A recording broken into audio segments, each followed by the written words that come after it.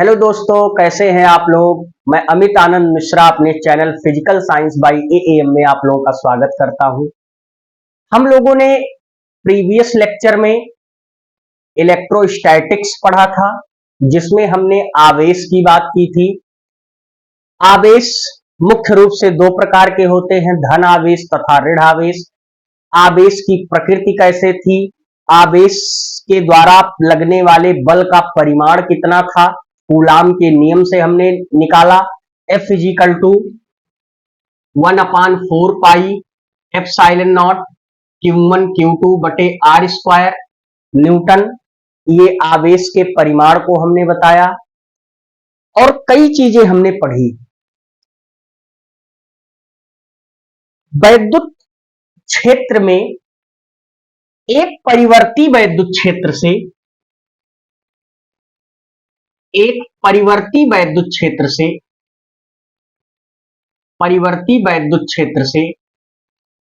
चुंबकीय क्षेत्र उत्पन्न किया जा सकता है।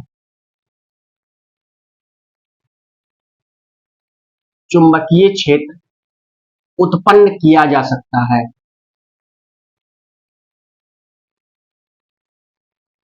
एक परिवर्ती वैद्युत क्षेत्र से चुंबकीय क्षेत्र उत्पन्न किया जा सकता है और एक चुंबकीय क्षेत्र से परिवर्ती वैद्युत क्षेत्र उत्पन्न किया जा सकता है। इस धारणा को समझते हुए हम लोग क्लास 12 की एक नई यूनिट्स, जिसका नाम है गतिमान आवेश तथा चुंबकत्व, जिसको हम मैग्नेटिज्म भी कहते हैं, आज से हम उसको स्टार्ट करेंगे। जिसमें हम लोग पहले ये समझेंगे कि चुंबक होता क्या है। चुंबक जो है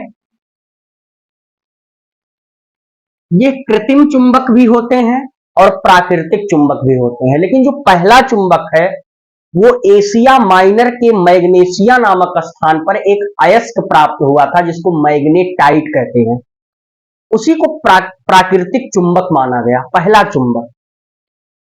और चुंबक जो होता है उसके कई प्रॉपर्टी होती हैं, कई गुण होते हैं, जिससे आप उस चुंबक की पहचान कर सकते हैं।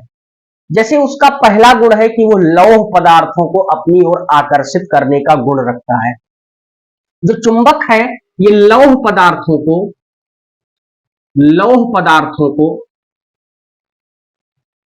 अपनी ओर आकर्षित करता है। अगर लौह पदार्थों को अपनी ओर आकर्षित करे तो उसको हम चुंबक की श्रेणी में रखते हैं कि वो उसके अंदर चुंबक का गुण है। ऐसे चुंबक मुख्य रूप से जो चुंबक होता है उसमें मुख्य रूप से दो पोल्स होते हैं, एक होता है नॉर्थ, एक होता है साउथ। यानी एक होता है उत्तरी ध्रुव और एक होता है दक्षिणी ध्रुव। और किसी चुंबक में दो ध्रुव का होना अत्यंत आवश्यक है। अगर हम किसी चुंबक को बीच से काट भी देते हैं तो काटने के दौरान भी इसमें दो ध्रुव आते हैं, एक नॉर्थ बन जाएगा, दूसरा साउथ बन जाएगा। आप देखिए, कभी आप चुंबक को लीजिए, चुंबक कई प्रकार के होते हैं, नाल चुंबक, एक दंड चुंबक, जैसे ये मैंने जो चुंबक बनाया है ये दंड चुंबक है, नॉर्थ और साउथ पोल जिसके हैं। तो कभी आप चुंबक को लीजिए और उसके दो पोल्स को आपस में मिलाइए तो देखिए वो आसानी से मिलते नहीं है। इसका मतलब क्या है कि जैसे हमने वैद्युत क्षेत्र में पढ़ा था कि समान आवेश एक दूसरे को प्रतिकर्षित करते हैं और विपरीत आवेश एक दूसरे को आकर्षित करते हैं, वैसे ही चुंबक में जो समान ध्रुव वाले चुंबक होंगे वह एक दूसरे को प्रतिकर्षित करेंगे और जो विपरीत ध्रुव वाले चुंबक को अगर एक दूसरे के समीप लाएंगे तो वह एक दूसरे को आकर्षित करेंगे। तो ये सब हो गया चुंबक क्या है और चुंबक के गुण क्या क्या है। अब इसमें हम पहला चीज पढ़ते हैं, जैसे हमने पढ़ा था वहां पे वैद्युत क्षेत्र। अब यहां पे हम पढ़ते हैं चुंबकीय क्षेत्र क्या है। तो अगर चुंबकीय क्षेत्र को हम समझें, चुंबकीय क्षेत्र क्या है, तो हमारी हेडिंग होगी चुंबकीय क्षेत्र। चुंबकीय क्षेत्र जिसको मैग्नेटिक क्षेत्र कहते हैं, मैग्नेटिक फील्ड। मैग्नेटिक फील्ड, चुंबकीय क्षेत्र क्या। तो जैसे वैद्युत क्षेत्र की डेफिनेशन हमने क्या पढ़ा था कि किसी आवेश समुदाय के चारों ओर का वो क्षेत्र जिसमें कोई आवेश आकर्षण या प्रतिकर्षण बल का अनुभव करता है, तो इस प्रकार के क्षेत्र को वैद्युत क्षेत्र कहते हैं।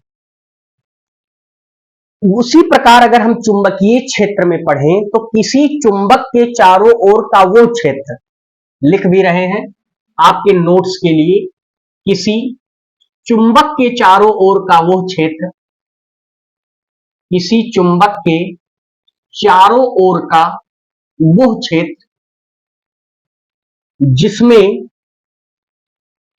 कोई चुंबकीय सुई, जिसमें कोई चुंबकीय सुई, जिसको कंपास निडल भी कहते हैं, चुंबकीय सुई एक प्रकार की चुंबकीय सुई आती है जिसमें चुंबकीय क्षेत्र में विक्षेपित होने का गुण होता है। तो कोई चुंबकीय सुई अपने ऊपर या किसी चुंबकीय सुई के ऊपर,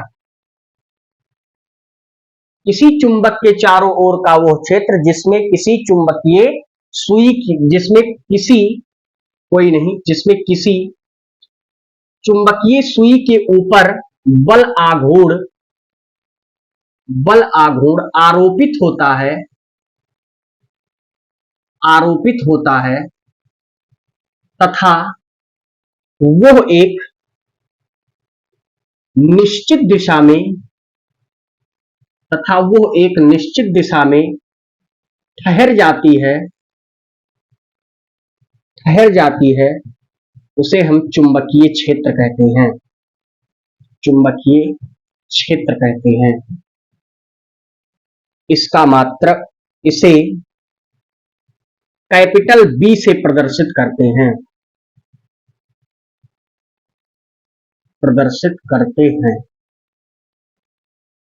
तो चुंबकीय क्षेत्र की यह डिफिनीशन आई कि किसी चुंबक के चारों ओर का वो क्षेत्र जिसमें कोई चुंबकीय सुई के ऊपर बल आघूर्ण का मतलब क्या होता है कि बल लगाने पर वो किसी दिशा में घूम जाए, बल लगाने पर घूम जाना, इसी को बल आघूर्ण कहते हैं। तो बल आघूर्ण आरोपित होता है तथा वो एक निश्चित दिशा में ठहर जाती है, उसको हम क्या कहते हैं, चुंबकीय क्षेत्र कहते हैं। इसे किससे प्रदर्शित करते हैं, कैपिटल वी से प्रदर्शित करते हैं। तो इसका आप स्क्रीनशॉट लीजिए, फिर हम आगे बढ़ते हैं।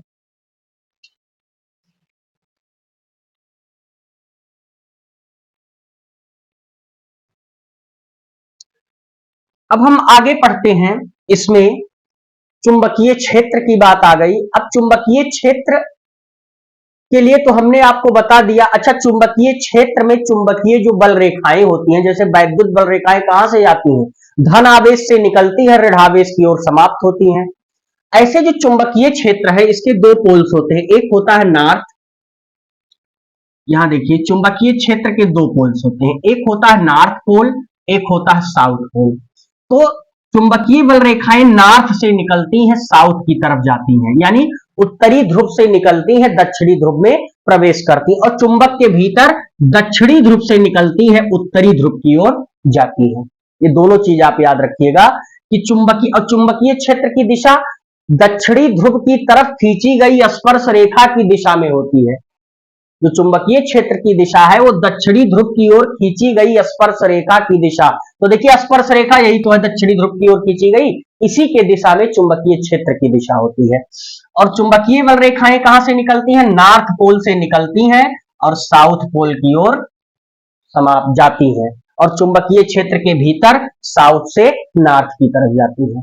अब हम चुंबकीय क्षेत्र के बारे में एक प्रयोग पढ़ेंगे जिसको 1920 ईस्वी में एक डेनमार्क के वैज्ञानिक है हंस क्रिश्चियन ओस्ट्रोड, उन्होंने उस प्रयोग को करके बताया है कि चुंबकीय क्षेत्र की परिकल्पना वास्तव में क्या है। तो अब हेडिंग डालते हैं ओस्ट्रोड का प्रयोग।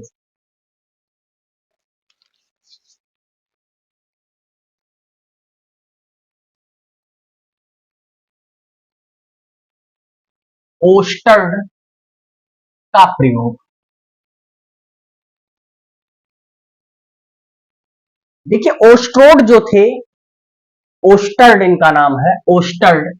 ये फिजिक्स के प्रोफेसर थे और ये एक बार व्याख्यान दे रहे थे। तो व्याख्यान देने के दौरान इन्होंने एक प्रायोगिक व्याख्या में देखा कि जब किसी चालक तार में विद्युत धारा प्रवाहित की जाती है तो विद्युत धारा प्रवाहित होने के दौरान उस चालक तार के पास रखी हुई कोई कंपास सुई, उसमें एक विक्षेप होता है। जब तक उस चालक तार में विद्युत धारा प्रवाहित नहीं हो रही थी तब तक तो कंपास सुई स्थिर थी, और जैसे ही चालक तार में विद्युत धारा प्रवाहित करते हैं उस कंपास सुई में एक विक्षेप हो जाता है। तो कंपास सुई में विक्षेप का मतलब है कि अगर कंपास सुई में विक्षेप होता है तो कहीं मैग्नेटिक फील्ड जनरेट हो रहा है। तो इन्होंने इस प्रयोग को बहुत सारे इन्होंने प्रयोग किए और इन बहुत सारे प्रयोग करके एक निष्कर्ष पर ये पहुंचे कि जब किसी चालक तार में विद्युत धारा प्रवाहित की जाती है तो विद्युत धारा प्रवाहित होने के दौरान उस चालक तार के चारों तरफ एक चुंबकीय क्षेत्र उत्पन्न हो जाता है, और उसी प्रयोग को हम ओस्टर्ड का प्रयोग कहते हैं। तो इन्होंने देखा कि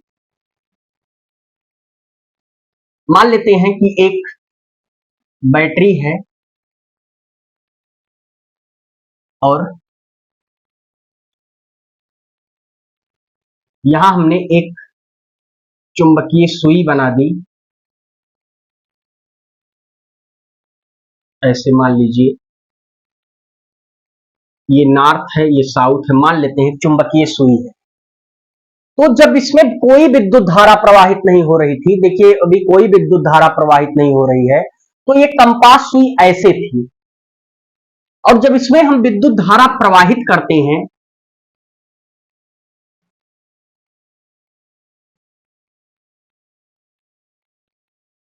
इसमें जैसे ही विद्युत धारा प्रवाहित करते हैं तैसे ही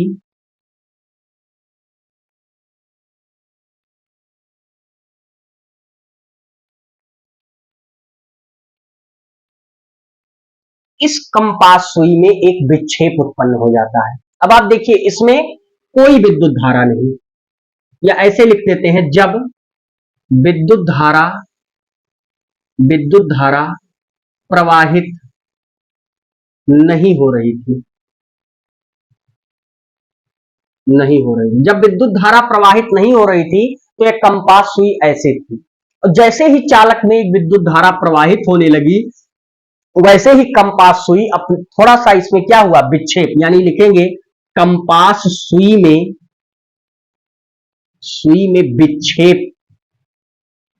विक्षेप हुआ। इसका मतलब क्या हुआ, इन्होंने कई प्रयोग किए इस पर और इन्होंने एक निष्कर्ष निकाला कि मैं लिख भी रहा हूं, जब किसी चालक तार में विद्युत धारा प्रवाहित की जाती है, विद्युत धारा प्रवाहित की जाती है तो उसके चारों तरफ उस चालक तार लिख लेंगे, उस चालक तार के चारों तरफ एक चुंबकीय क्षेत्र उत्पन्न हो जाता है, एक चुंबकीय क्षेत्र उत्पन्न हो जाता है। अगर जब हम किसी चालक तार में विद्युत धारा प्रवाहित करते हैं तो उस चालक तार के चारों तरफ एक मैग्नेटिक फील्ड जनरेट हो जाता है। इसी को ओस्टर्ड का प्रभाव कहते हैं। ये कहां के साइंटिस्ट थे, 1920 में इन्होंने प्रयोग किया था, सॉरी 1820 में किया था, 1820 ईस्वी में इन्होंने प्रयोग किया था।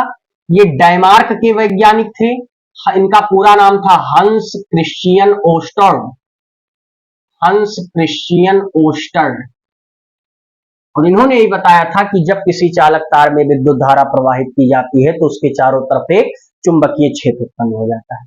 अब इसकी दिशा, अब फिर इनके दिमाग में आया कि अगर विद्युत धारा के प्रवाहित होने से इसमें एक विक्षेप उत्पन्न हो जाता है तो उस विक्षेप की दिशा क्या होगी, इसको बताने के लिए इन्होंने एक नियम दिया, उसको कहते हैं स्नो का नियम। अब उस नियम को हम आपको बताते हैं क्या है, इसका आप स्क्रीनशॉट लीजिए। अब एक नियम इन्होंने दिया है जिसको स्नो का नियम कहते हैं। स्नो का नियम, स्नो का नियम। अब देखिए कितना बढ़िया। एस का मतलब होता है साउथ, एन का मतलब होता है नॉर्थ, यानी एस का मतलब हो गया दक्षिण, और एन का मतलब हो गया पूर्व, सॉरी उत्तर। ओ का मतलब हो गया ओवर, ओवर का मतलब होता ऊपर, और वेस्ट का मतलब हो गया पश्चिम। कितना बढ़िया रूल्स है। इन्होंने कहा कि जब किसी चालक तार में, स्नो का नियम क्या है, यदि धारा, ऐसे लिख लीजिए, यदि धारा का प्रवाह जो है, मान लेते धारा का प्रवाह दक्षिण, दक्षिण से, दक्षिण को क्या लिखोगे एस, दक्षिण से उत्तर की तरफ, उत्तर की तरफ, उत्तर का मतलब को क्या लिखोगे एन। ध्यान दीजिएगा, जब धारा दक्षिण से उत्तर की तरफ यानी साउथ से नॉर्थ की तरफ प्रवाहित हो रही हो, प्रवाहित हो रही हो, तथा चालक तार, चालक तार चुंबकीय सुई, चुंबकीय सुई के ऊपर हो।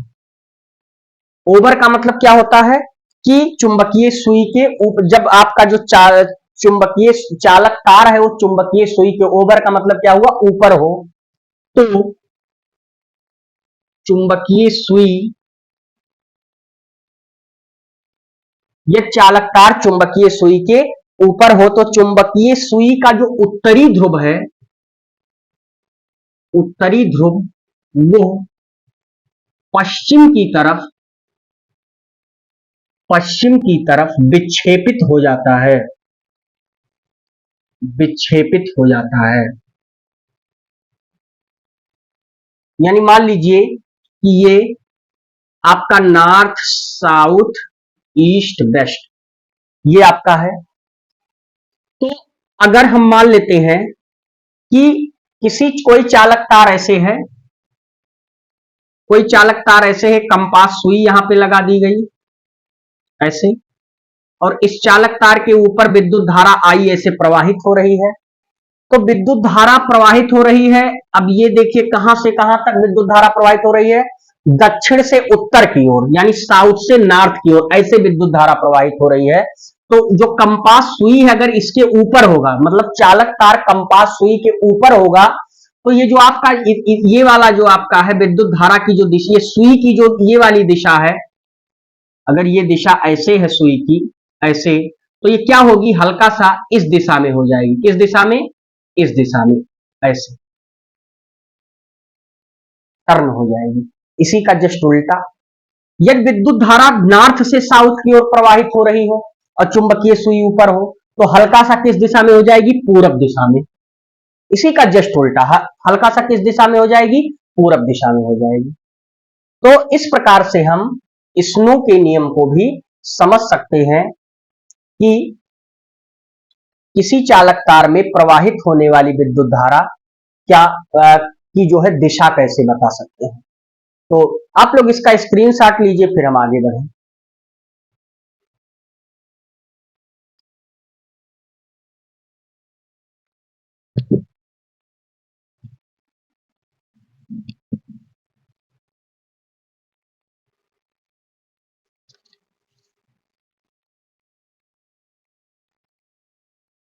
हमारा अगला एनसीईआरटी का जो हेडिंग है वो है गतिमान आवेश तथा चुंबकत्व में जो हमारी अगली हेडिंग है वो है बायो सेवर्ट का नियम, बायो सेवर्ट का नियम।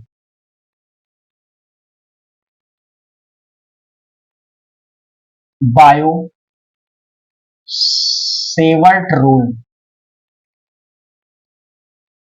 ये बायो सेवर्ट का नियम क्या कहता है, जो अभी हमने इसकी केवल दिशा बताई, हमने अभी कुछ इसका मैथमेटिकल फॉर्म नहीं किसी ने बताया कि इसमें इसका कैलकुलेशन कैसे किया जाएगा अगर धारा बह रही है या किसी दिशा पार्टिकुलर किसी डायरेक्शन में बह रही हो।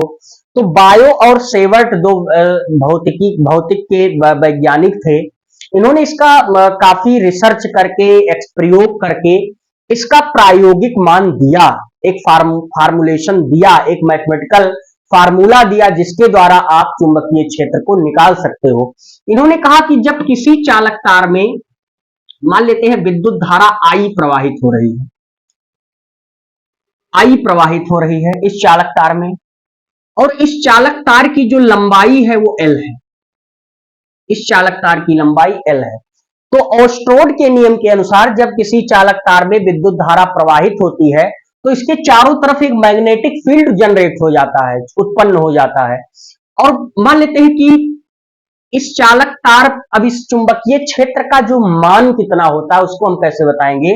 तो एक साथ तो इसके मान को नहीं बता सकते, पहले इसके लिए हम एक छोटा सा इस लंबाई का एक खंड लेते हैं जिसको धारा खंड भी बोल सकते हैं। मान लेते हैं वो इतना मैंने ले लिया, जिसको ए बी नाम दे देते हैं, और इसको मैंने छोटा सा एक खंड दिया डेल्टा एल। और यहां से मान लेते हैं यहां कोई बिंदु है पी जिस पर हमें चुंबकीय क्षेत्र निकालना है इस खंड से, और ये यहां से मान लीजिए कोण बना रहा है थीटा। तो बायो सेवर्ट के नियम के अनुसार उन्होंने कहा कि जो चुंबकीय क्षेत्र है वो इसमें प्रवाहित होने वाली विद्युत धारा के अनुक्रमानुपाती होता है, पहला चीज इन्होंने कहा। दूसरा चीज इन्होंने कहा कि इसकी जो लंबाई है, जिसको हम लोग एक धारा खंड की लंबाई लिए हैं, छोटी लंबाई, उसके भी अनुक्रमानुपाती होता है। कहने का मतलब चुंबकीय क्षेत्र इन सभी बातों पर निर्भर करता है, केवल ये कह देना नहीं सही अनुक्रमानुपाती होता है। चुंबकीय क्षेत्र इन सब चीजों पर निर्भर करता है। अब देखिए इसकी थीटा पर, थीटा का बात करें तो अगर ये आपकी यहां से आप इस लंबाई को ऐसे ले लें, मान लेते हैं ये दूरी r है, तो r दूरी अगर जहां से हमने इसको P बिंदु को लिया है तो थीटा के सामने की भुजा हो गई लंब, लंब और ये भुजा हो जाएगी कर्ण। तो लंब और कर्ण का जो रेशियो साइन थीटा होता है, इसी को भाई कोण को इसी दोनों के कारण को यहां बन रहा है, तो लंब और कर्ण का जो रिलेशन होता है साइन थीटा, तो इसकी कोज्जा के भी अनुक्रमानुपाती होते हैं, डेल्टा भी लिखते हैं, delta B proportional to sine theta.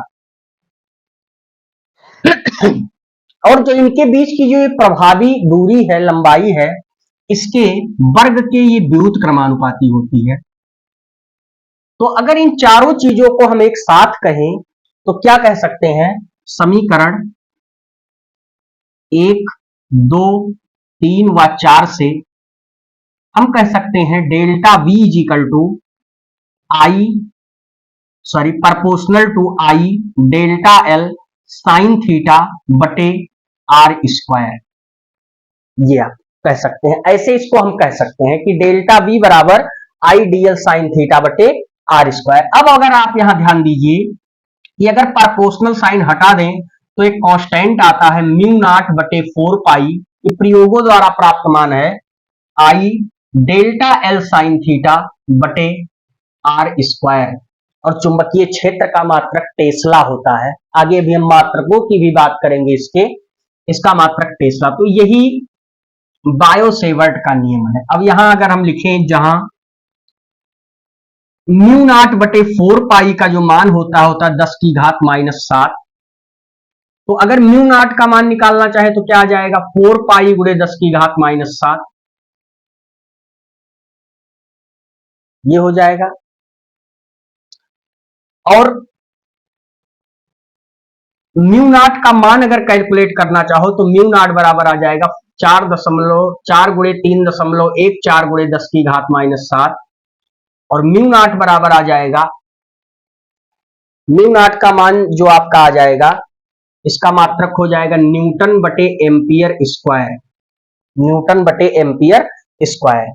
तो म्यू नॉट का जो मान आ जाएगा 4 चौक 16, 4 एकम 4, 1 5 और 4 तिया 12, 2 अंक बाद दशमलव है, 12.56 गुणे 10 की घात -7 न्यूटन बटे एम्पियर स्क्वायर। ये म्यू नॉट का मान आ जाएगा 10 की घात -7। म्यू नॉट का मान आ गया। अब म्यू नॉट बटे 4 पाई का जो मान है ये न्यूटन बटे एम्पियर स्क्वायर ये भी होगा 10 की घात -7। और इस म्यू नॉट को हम क्या कहते हैं, म्यू नॉट जो है इसको कहते हैं वायु या निर्वात के लिए, वायु या निर्वात की चुंबकनशीलता, चुंबकनशीलता कहते हैं, वायु या निर्वात की चुंबकनशीलता कहते हैं। तो इस प्रकार बायो सेवर्ट के नियम को भी हम समझ सकते हैं। अगर आप अधिकतम चुंबकीय क्षेत्र इसमें प्राप्त करना चाहो तो थीटा बराबर 0 रख दो, और अगर आप थीटा का मान 90 रख दोगे तो आपको क्या प्राप्त होगा, आपको तब प्राप्त हो जाएगा इंटीग्रेशन ऑफ VdL बराबर मिल जाएगा म्यू नॉट बटे 4 पाई आई डेल्टा L बटे R स्क्वायर। इतना आपको चुंबकीय क्षेत्र का मान प्राप्त होगा। और यदि आप थीटा बराबर 0 रख दोगे तो इस पर अधिकतम चुंबकीय क्षेत्र का मान प्राप्त हो जाएगा।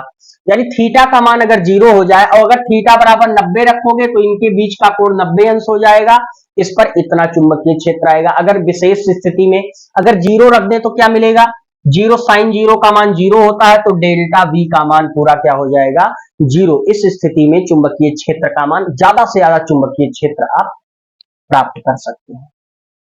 तो इस प्रकार से हम बायो सेवर्ट के नियम को भी समझ सकते हैं। अब आगे हम इस पर कुछ अच्छे न्यूमेरिकल्स लगाएंगे एनसीईआरटी के, आप इसका स्क्रीनशॉट लीजिए फिर हम आगे बढ़ते हैं।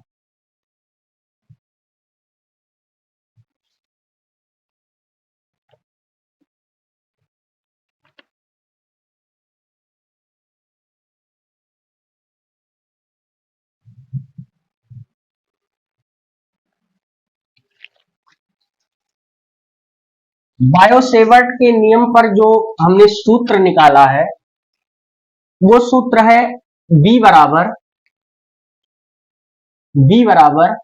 म्यू नॉट बटे 4 पाई आई डेल्टा L साइन थीटा बटे R स्क्वायर।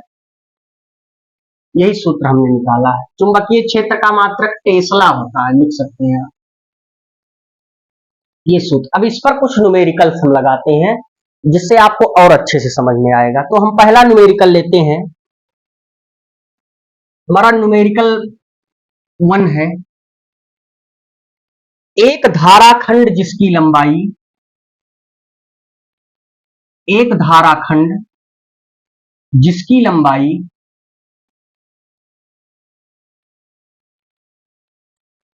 1 सेंटीमीटर है, 1 सेंटीमीटर है तथा उसमें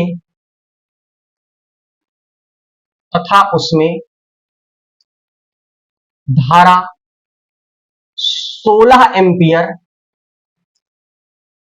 है। मूल बिंदु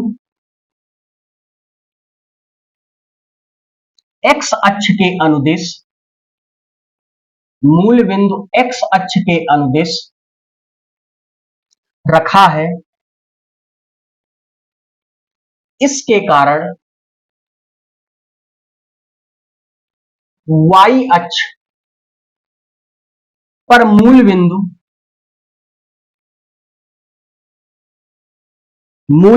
के 0.8 मीटर की दूरी पर चुंबकीय क्षेत्र कितना होगा, पर चुंबकीय क्षेत्र कितना होगा। एनसीईआरटी का क्वेश्चन है, इंपॉर्टेंट क्वेश्चन है। इसके ऑप्शन कुछ दिए गए हैं, 2.5 × 10 की घात -7 टेस्ला, बी ऑप्शन है 2.5 × 10 की घात -8 टेस्ला, तीसरा है 3.4 × 10 की घात 7 टेस्ला, और चौथा है नन ऑफ दीज। ये पहला सवाल है। अब इस सवाल को जरा ध्यान से पढ़ते हैं, देखते हैं। एनसीईआरटी का बहुत ही बढ़िया एग्जाम्पल है। एक धाराखंड जिसकी लंबाई 1 सेंटीमीटर है, एक धाराखंड है जिसकी लंबाई 1 सेंटीमीटर है। जिसे धारा 16 एम्पियर है, मूल बिंदु एक्स अक्ष के अनुदिश रखा गया है। मतलब एक्स अक्ष के अनुदिश, ये आपका एक्स अक्ष है, ये मान लेते हैं मूल बिंदु, इसी के अनुदिश ये धाराखंड रखा गया है, उसी की दिशा में रखा गया है, जिसकी लंबाई 1 सेंटीमीटर है। यानी जो r बराबर है वो कितना है, अच्छा इसकी लंबाई है तो l बराबर कितना हो जाएगा, 1 सेंटीमीटर, यानी 10 की घात -2 मीटर ये जो रखा गया है धाराखंड की लंबाई है। इसमें 16 एम्पियर की धारा प्रवाहित हो रही है, 16 एम्पियर की धारा प्रवाहित है। इसके कारण y अक्ष पर मूल बिंदु के, मतलब y एक्सिस पर, ऐसे y एक्सिस पर मूल बिंदु से 0.8 मीटर की दूरी पर, 0.8 मीटर की दूरी पर चुंबकीय क्षेत्र, कहीं यहां मान लो यहां पर हमको चुंबकीय क्षेत्र निकालना है। ये आपका एक्स एक्सिस है, जिसकी ये धाराखंड की लंबाई भी इधर ही है, तो चुंबकीय क्षेत्र का मान निकालना है। तो अगर हम बात कर लें, चूंकि हम जानते हैं फार्मूला होता है B बराबर I म्यू नॉट बटे 4 पाई I delta L sign theta बटे R स्क्वायर। अगर इसको थोड़ा हम वेक्टर फॉर्म में समझना चाहें तो कैसे समझेंगे, चुंबकीय क्षेत्र एक अदिश सदिश राशि है, ये ध्यान रखिएगा। इसका वेक्टर फॉर्म समझना चाहे तो B बराबर, अभी आगे तो हम लोग पढ़ेंगे ही वेक्टर फॉर्म, I, अच्छा dl साइन थीटा है तो इसको ऐसे लिख सकते हैं dl क्रॉस r बटे r क्यूब, ये इसका वेक्टर फॉर्म है। ये आपका लिखा dl sine theta into r cap होगा, क्योंकि इसमें सदिश में परिमाण और दिशा आती है, तो r से एक r कैंसिल हो जाएगा, तो इस प्रकार इसको हम लिख सकते हैं। अब आप ध्यान दीजिए जरा कि b बराबर म्यू नॉट बटे 4 पाई I, अब आप देखो यहां क्या है, dx i कैप और इंटू x की दिशा में है तो dx i कैप धारा की दिशा है, और y एक्सिस में क्या है, इसकी जो है y एक्सिस में इसका क्या दिया गया, 0.8 मीटर की दूरी पर इसका चुंबकीय क्षेत्र, तो r का मान जो दिया गया है 0.8 है, तो r y कैप हो जाएगा और बटे क्या हो जाएगा, r क्यूब हो जाएगा, ये ध्यान रखिए। और r का मान y एक्सिस पे है तो y क्यूब हो जाएगा।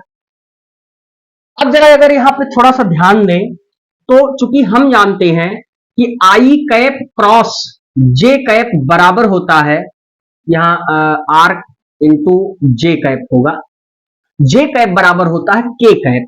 अगर आपने वेक्टर का नियम पढ़ा होगा क्लास 11th में, तो I cap cross j cap बराबर होता है k कैप। तो यहां जो मान निकल के आएगा B बराबर म्यू नॉट बटे 4 पाई I dx, और ये R का मान तो y है तो y रख लेते हैं, तो y से एक y कट जाएगा तो क्या बचेगा, केवल dx बचेगा और बटे y स्क्वायर बचेगा। अब इस पर अगर हम सब मान रख दें तो क्या आएगा, म्यू नॉट बटे 4 पाई का तो 10 टू दी पावर -7, I का मान है 16 एम्पियर, x का मान कितना दिया गया है, x का मतलब यही हुआ धाराखंड की लंबाई 10 की घात -2 बटे y स्क्वायर यानी 0.8, तो इसको लिख सकते हैं 0.8 का वर्ग। तो इसको अगर हम सॉल्व करें तो कैसे सॉल्व करेंगे, यहां देखिए इसको हम सॉल्व कर रहे हैं, इसको सॉल्व करेंगे तो 10 की घात 7 और 10 की घात -2, 10 की घात -9 हो गया, तो 16 गुणे 10 की घात -9, और नीचे 0.8 है तो इसको लिख सकते हैं 64 गुणे 10 की घात -2। अगर आप समझें तो इसको क्या लिख सकते हैं, 8 गुणे 10 की घात -1 लिख सकते हैं, तो 8 अठाए 64 और गुणे 10 की घात -2 ऐसा लिख सकते हैं। दो बार जब इसका वर्ग करेंगे तो अब देखिए 16 चौक के 64 होता है, तो आ गया 1/4 गुणे 10 की घात, अब -9 और 2 ऊपर जाएगा तो +2 हो जाएगा, तो 1/4 गुणे 10 की घात -7 हो गया। अब जरा 4 से 1 में भाग दे के देखो तो 0, 4 दूनी 8, 20, 5 20, यानी 0.25 गुणे 10 की घात -7।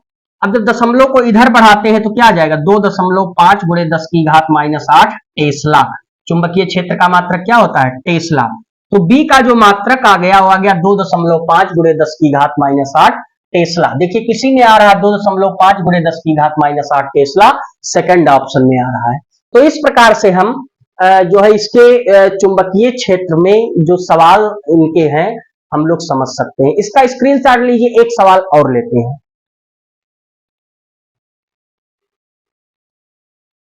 हमारा अगला सवाल है,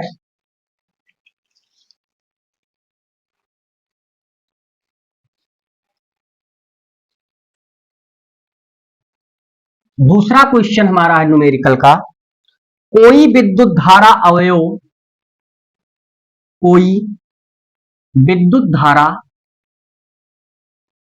कोई विद्युत धारा अवयव D I is equal to delta X I cap, जिससे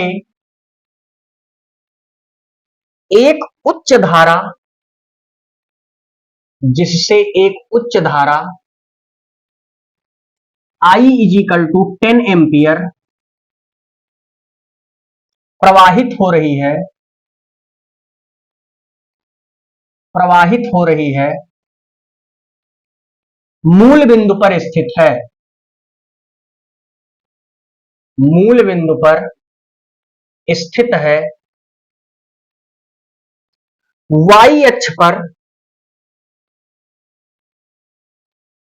वाई अक्ष पर 0.5 मीटर, 0.5 मीटर की दूरी पर स्थित किसी बिंदु पर इसके कारण, किसी बिंदु पर इसके कारण चुंबकीय क्षेत्र का मान क्या है, चुंबकीय क्षेत्र का मान क्या होगा। और इसका भी ऑप्शन दिया है, पहला 0.4 गुणे 10 की घात माइनस 7 टेस्ला, बी नंबर दिया है 4 गुणे 10 की घात माइनस 8 टेस्ला, सी दिया है 4 गुणे 10 की घात माइनस 9 टेस्ला, और डी दिया है नन ऑफ दीज। अब इसको कैसे सॉल्व करेंगे, ध्यान दीजिए। इसमें भी देखिए क्या कह रहा है, कोई विद्युत धारा अवयव डी आई बराबर डेल एक्स आई कैप है, यानी जो विद्युत धारा की फिर दिशा दी गई है वो एक्स एक्सिस की दिशा में ही है, यानी ये डेल्टा एक्स है। और कह रहा है वाई एक्सिस पर आई जो है, इसमें आप देखिए क्या दिया गया है, डी आई बराबर डेल्टा, डी आई है कि डीएल है, शायद डीएल ही होगा, विद्युत धारा अवयव है तो वो डीएल ही होगा, डी आई बराबर डेल्टा एक्स आई है। उसके बाद दिया गया है आई बराबर 10 एम्पियर, और वाई एक्सिस पर 5 मीटर यानी आर बराबर 0.5 metre.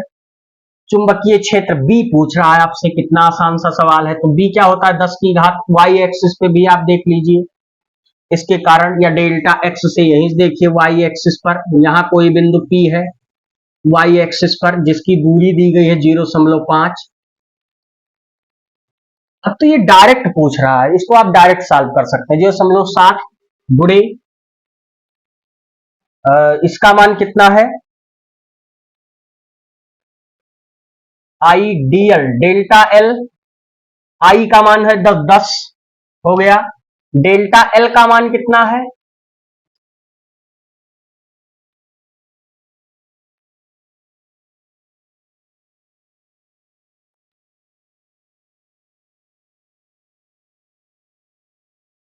Del x I cap,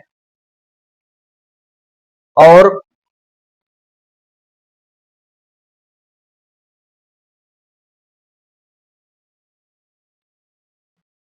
विद्युत धारा अवयव डी आई बराबर डेल एक्स आई कैप, एक जिसमें एक उच्च धारा आई बराबर 10 एम्पियर पर स्थित है। एक मिनट सवाल में थोड़ा रीचेक कर लूं।